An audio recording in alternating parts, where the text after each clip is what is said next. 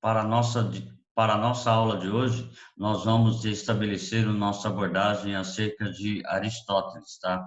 Aristóteles como o maior discípulo de Platão. Aristóteles, como o maior discípulo de Platão, teve uma responsabilidade muito grande na antiguidade, que é a expansão do conhecimento. Então, para hoje, nós temos que abordar já o livro 1b, tá? Capítulo 5, Aristóteles, tá? Para falar de Aristóteles, nós temos que primeiro falar do processo de difusão da filosofia na Grécia Antiga. Como nós já vimos, tá? No período pré-socrático, nós temos o período da região da Magna Grécia, da Grécia propriamente dita, da Grécia insular e das colônias gregas, certo? O período pré-socrático se desenvolve nas chamadas colônias gregas, tá? Da Ásia Menor e da Magna Grécia. E nós falamos a respeito de Sócrates, que desenvolveu seu pensamento em Atenas, Platão, tá? Platão e Sócrates, que desenvolvem seu pensamento em Atenas, e hoje nós vamos falar de Aristóteles, que também desenvolveu seu pensamento em Atenas, mas para poder lembrar que Aristóteles, ele não era de Atenas, ele não era ateniense, ele era de Estagira, tá? Macedônia, essa região chamada de Macedônia. Tá? Ele foi fruto do pensamento da Grécia Antiga, desde que ele passa a vincular diversas regiões, ele passa a divulgar-se em diversas regiões, e ele muda de Estagira para Atenas, com 18 anos de idade, para participar da escola de Platão. Então, ele acaba tornando-se, em Atenas, o maior discípulo de Platão. Lembrando que, como ele era estrangeiro, ele não possuía direitos políticos em Atenas, mas escreveu muito sobre a política ateniense. Ele não possuía direitos porque ele era um meteco.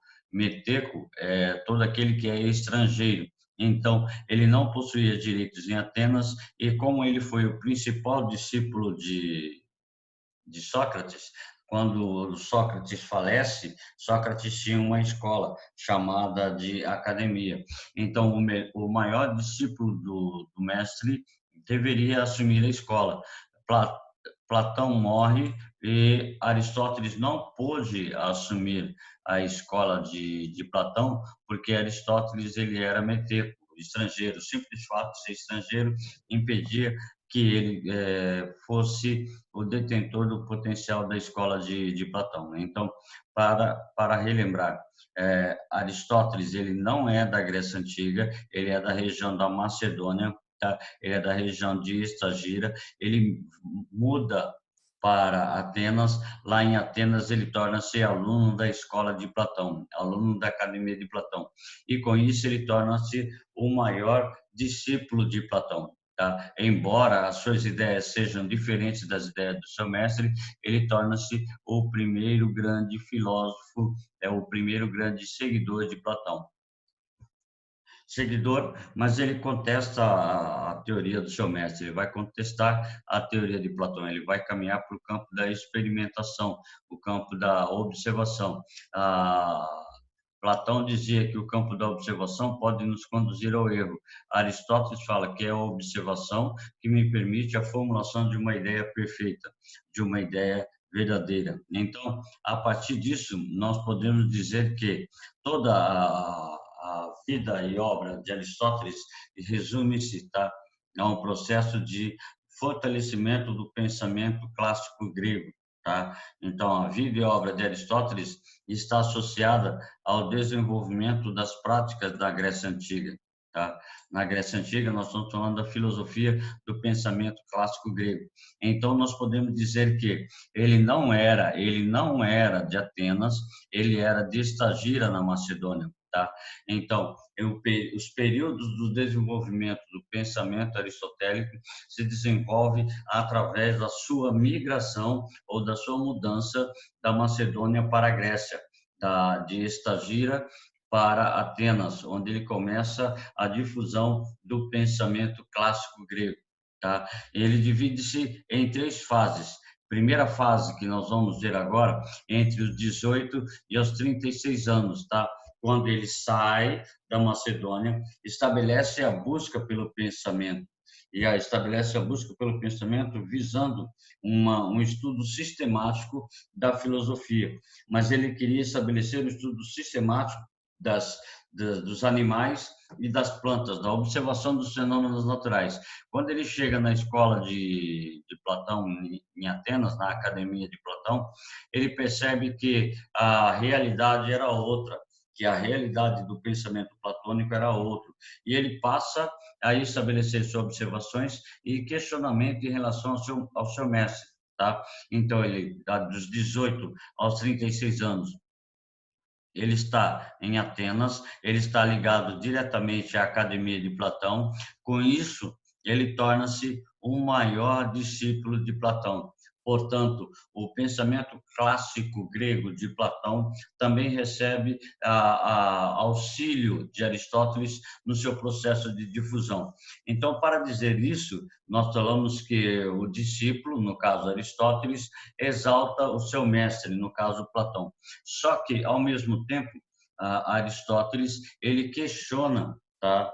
Ele questiona a teoria do seu mestre, ele vai questionar a teoria das ideias inatas, ele vai questionar a teoria de Platão, onde o homem já nasce com o conhecimento. Para Aristóteles, o homem não nasce com o conhecimento, ele vai adquirindo conforme suas observações, conforme suas experiências sensoriais.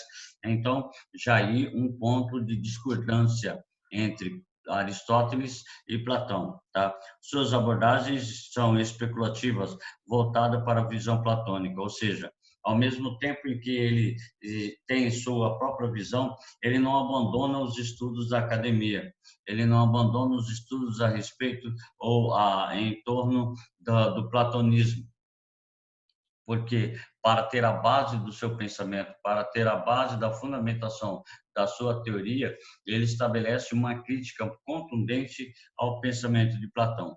Para ter uma crítica em relação ao seu mestre, ele tinha que saber a teoria do seu mestre. Então, portanto, ele estabelece todas as suas abordagens em relação à visão platônica, em relação ao conhecimento das teorias do seu mestre Platão. Tá? Em relação a isso, nós podemos falar de uma segunda fase. Nessa segunda fase, tá, nós inicia-se com a morte de Platão. Platão falece, tá? Platão falece e Aristóteles começa a fazer suas observações dos fenômenos naturais fora da academia. Platão, quando Platão falece, a academia deveria ficar diretamente para o seu maior discípulo. O seu maior discípulo era Aristóteles. Como Aristóteles não pôde assumir a academia porque era meteco, tá? O sobrinho de Platão assume a academia e Aristóteles retira-se da academia e passa a viajar por outros lugares. Ele vai de Atenas, ele vai para a Ásia Menor, ele percorre toda a parte das colônias gregas da Ásia Menor, ele volta para a Macedônia, tá? Então, lá na Macedônia, tá? Lá na Macedônia, ele é chamado a ser educador do filho do rei, como se fosse um professor particular. Ele é chamado a ser professor de Alexandre Magno, ou chamado também Alexandre o Grande, tá? Então acontece que o rei Filipe II da Macedônia, ele estabelece uma ação em relação a Aristóteles. Você será professor do meu filho, orientador do meu filho. Então, toda a educação recebida por Alexandre o Grande foi influenciada por Aristóteles. E por isso Alexandre o Grande foi um grande estadista, um grande político no seu tempo. Tá? Recebe as influências do seu mestre Aristóteles. Então, nessa segunda fase, nós temos o processo de desenvolvimento do pensamento aristotélico propriamente dito, onde ele viaja por diversas regiões, onde ele vai analisar diversos fenômenos naturais e também diversas condições políticas das regiões por onde ele passou. Por onde ele passou, ele analisava a questão ética e a questão política daquelas regiões por onde ele passava. Então, isso contribuiu para ele formular a sua teoria ética de sua teoria política em relação ao desenvolvimento do pensamento clássico daquela época. Tá? A terceira fase que nós falamos a respeito de Aristóteles é quando ele retorna a Atenas. Ele educa o Alexandre o Grande. Alexandre o Grande parte para as suas conquistas, parte para o seu processo de conquista territorial, parte para o seu processo de expansão política, processo de expansão econômica, e Aristóteles retorna para Atenas. Quando Aristóteles retorna para Atenas, ele tenta voltar para a Academia de Platão. Só que ele não será aceito na academia, porque ele abandona a academia após morte de Platão, viaja por diversas regiões, estabelecendo a busca a respeito do seu conhecimento, fazendo suas análises, fazendo suas abordagens, fazendo suas observações. Quando ele retorna, ainda tem o fato dele ser estrangeiro. Então, por isso, ele não será aceito na Academia de Platão, na antiga Academia de Platão. Portanto, ele funda uma nova escola. Tá? A escola é chamada de O Liceu. Tá? O Liceu ficava próximo da região do Licínio. Tá? Então, o Liceu. Então, a partir da fundação da escola, o Liceu, começa basicamente a estrutura do pensamento aristotélico em Atenas. Tá? Já era muito conhecido na região, já era muito conhecido na cidade de Atenas. A partir da fundação da escola, o Liceu, ele torna-se mais conhecido ainda. Para o seu tempo, para a sua época, ele vai tornar um maior filósofo, tá? Através das suas análises, através das suas abordagens. Então, a partir daí, ele começa o desenvolvimento do seu pensamento próprio. Então, nós temos o início das análises éticas e políticas da cidade de Atenas, a partir de 335, com a fundação da escola O Liceu. Vale a pena lembrar que a escola O Liceu também era uma escola peripatética. Se você prestou atenção na aula sobre Platão, sabe o que quer dizer escola peripatética. Escola peripatética é aquela escola onde os indivíduos eles não fazem suas abordagens sentados numa sala de aula. Eles percorrem jardins, eles percorrem pórticos, eles percorrem as ruas da cidade discutindo os temas que são tratados. Então, escola peripatética de Aristóteles, chamada de O Liceu, certo? A escola peripatética de Platão, chamada de Academia. Tá? Então, através disso tudo, nós temos o desenvolvimento de duas formas de obras de Platão, ou de Aristóteles. Aristóteles escreve as obras esotéricas e as obras esotéricas. As obras exotéricas, escritas em forma de diálogos, e as obras esotéricas, tá? Não confunda. E as obras esotéricas são tratados mais profundos, são obras escritas especificamente para um grupo selecionado de pessoas. Então, as obras exotéricas são escritas em forma de diálogos, são escritos mais fáceis de ser tratados. A narrativa desse pensamento visava o público em geral, aqueles que não são doutores, aqueles que não têm um conhecimento amplo sobre o tema. Então, Aristóteles ele começa a escrever primeiro obras mais simples, tá? Para que todos possam ler, para que todos possam perceber, para que todos possam participar das narrativas. Depois, nós temos a questão dos escritos, que estavam principalmente em três áreas. Ele escrevia esses diálogos sobre retórica, sobre a política e sobre a literatura. Então, nós podemos dizer que as primeiras obras escritas por Aristóteles visavam um público geral, visavam um grupo de pessoas que não tinham conhecimento amplo da realidade, que não tinham conhecimento amplo dentro da sociedade. Por isso, Aristóteles começa a escrever primeiramente para esse tipo de pessoas. Depois nós temos as obras chamadas esotéricas, tá, ok? São tratados filosóficos abordando diversas temáticas. Só que esses tratados, tá, esses escritos eram muito complicados, muito profundos, muito intensos, e ele escreveu justamente para os seus alunos, porque os seus alunos tinham condição de entender o que ele estava falando nesses tratados. Então, a base dos estudos sistemáticos se dá através da formulação das chamadas obras esotéricas, ou seja, uma base de estudo sistemático, uma base de estudo onde os indivíduos eles tinham que sentar, abordar, estudar e detalhar os elementos fundamentais. Essas obras eram dirigidas aos seus alunos, eram profundas e complexas. Então, a mesma situação, se eu der uma obra profunda e complexa para vocês estudarem, vocês vão sentir uma certa dificuldade. Agora, se eu der uma obra profunda e complexa para o terceiro ano, eles já têm maior facilidade de abordagem, de entender, porque eles já estão iniciados no campo do conhecimento. Vocês estão ainda começando uma abordagem do conhecimento filosófico. Então, essa era a diferença fundamental das obras de Aristóteles no início do procedimento das escritas dessas obras, tá? Então, essas obras elas vão tratar de lógica, que é super difícil, uma parte de Aristóteles que é super difícil, a chamada lógica, tá? Depois a questão da física, que são os estudos sobre a natureza em relação às abordagens acerca dos fenômenos naturais, tá? A respeito dos fenômenos naturais, a respeito dos animais e das plantas, então a física, tá? E a metafísica, que quer dizer além da física, estudos acerca dos elementos que vão além da existência material, vão além da física. Então, os princípios acerca de substância, o princípio acerca de ato e potência, o princípio acerca de política, são elementos que nós chamamos elementos metafísicos, tá? Essa ideia de Aristóteles, ela é bastante complexa.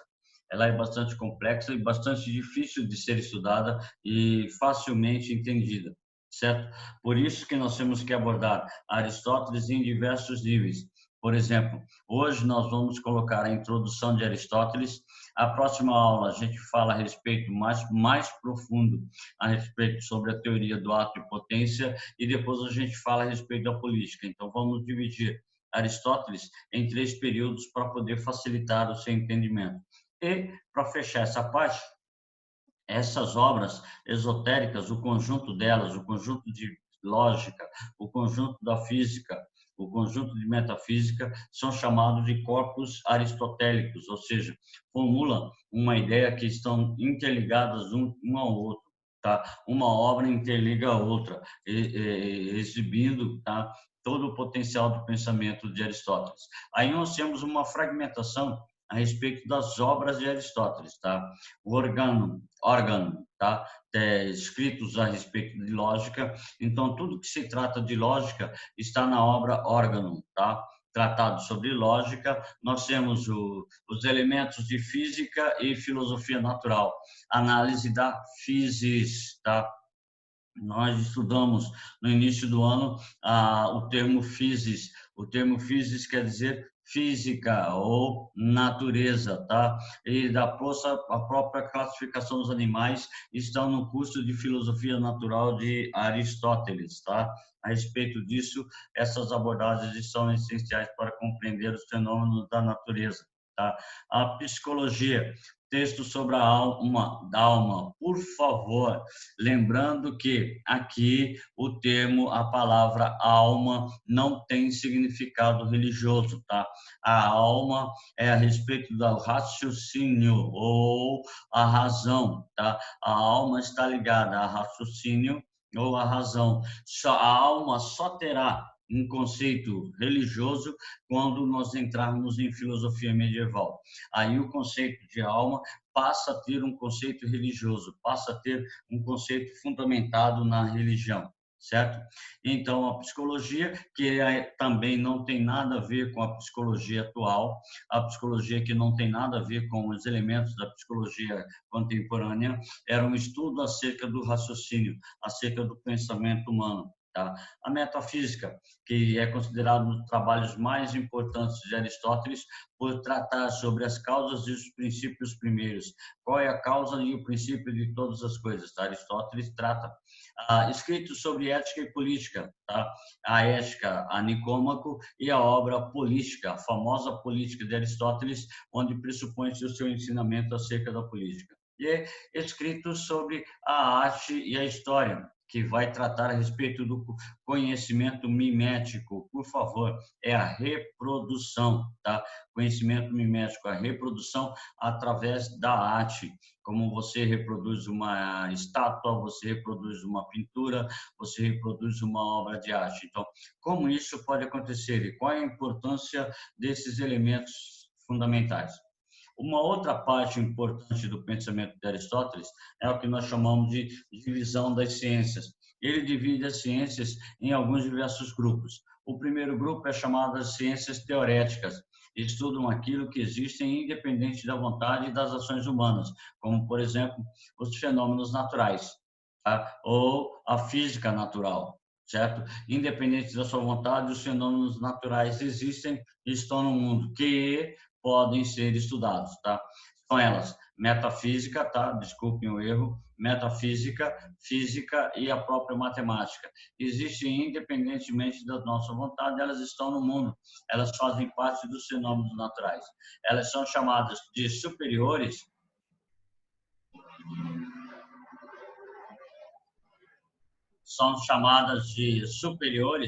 porque não estão limitadas, tá, a um elemento específico.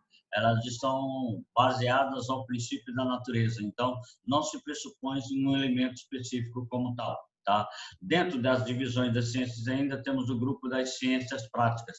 Segundo Aristóteles, elas investigam as ações humanas no âmbito individual, no âmbito coletivo. No âmbito individual, nós temos a ética, tá? O comportamento, a ação humana, o dever humano. Tá? E no campo político, nós temos a esfera coletiva, que abrange todos os indivíduos de uma comunidade, de uma sociedade.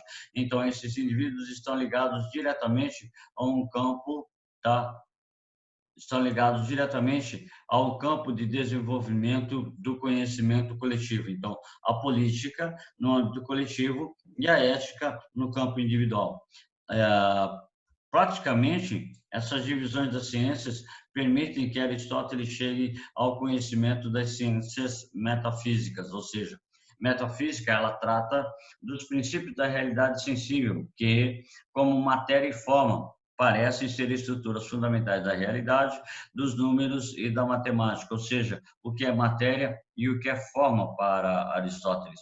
Por matéria, Aristóteles vai desenvolver a seguinte ideia: matéria é tudo aquilo que compõe o sujeito ou o objeto, tudo aquilo de que a coisa é composta. Forma é como ela se apresenta aos meus sentidos, ou propriamente o formato, tá? Ou propriamente como ela é percebida através dos meus sentidos. Existe até mesmo um pequeno vocabulário filosófico sobre breve história da filosofia. Mas o ser, a essência, as formas, pode constituir o argumento central do texto, ou seja, as formas dos objetos passam a ser elementos centrais do texto, porque as formas são percebidas pelos nossos 5 sentidos, tá certo?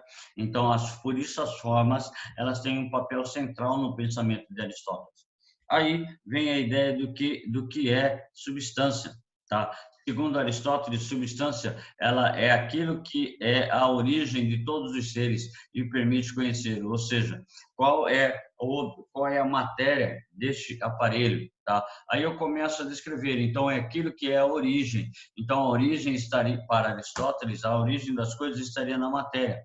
A substância ela é composta por causa formal, causa material, causa eficiente ou motriz e causa final. Nós vamos analisar isso já já. É o substrato ou o sujeito do qual se diz alguma coisa. Então, são as qualidades. A matéria seriam as qualidades, as quantidades dos objetos ou das coisas. Tá? Ou, para resumir de vez, substância seria a essência de tudo que existe, isso é, sua natureza, sem a qual a coisa não seria o que é. Ou seja, para que o objeto seja aquilo que ele é, ele tem que ter sua substância, que quer dizer tudo aquilo que é a sua essência, que produz a sua própria existência. Então, para tudo o que nós pensamos, temos uma essência fundamental. Então, Aristóteles fala em essência ao referir-se à substância. A diferença, tá, é que a substância, o homem possui um conjunto de atributos que o caracterizam como homem e o que o distingue, por exemplo, de uma planta. Então, para eu ser homem, eu tenho um conjunto de características que vão me diferenciar da planta. Para a planta ser planta, existe um conjunto de características que vai fazer com que a planta se diferencie do ser humano. Para isso, nós vamos chamar de essência das coisas. Então, para Aristóteles, toda substância possui em si 4 causas fundamentais: a causa formal, a causa material, a causa eficiente e a causa final. Segundo Aristóteles, a causa eficiente é aquele que produz o objeto ou a coisa, aquele que é o responsável pelo movimento, aquele que é responsável pela transformação. A causa material é do que eu vou compor aquilo, qual é o objeto, qual é a substância fundamental pela qual eu vou construir ou vou chegar a estabelecer a coisa, ou qual é a origem de todas as coisas, daquilo que eu vou produzir, qual é o elemento básico que eu estou usando. No caso, no exemplo que nós temos na projeção, eu tenho a causa eficiente, que é o escultor, ele está esculpindo um bloco de argila. Então,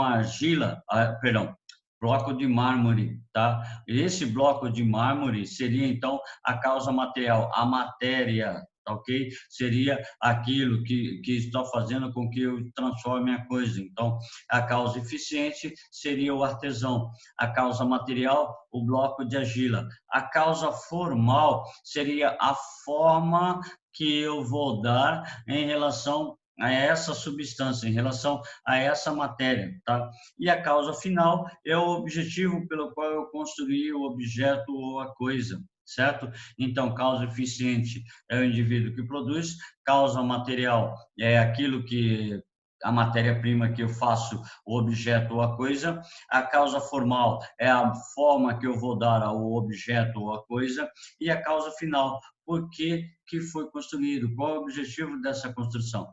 Então, esses elementos fazem parte do pensamento da chamada teoria das 4 causas ou dos 4 princípios em Aristóteles. Demonstrar tudo aquilo que determina a realidade, isto é, demonstrar como surgem os seres contingentes ou sensíveis. Para tanto, a causa final motiva a causa eficiente, tá? A aplicar em uma causa material ou uma causa formal. Ou seja, tá?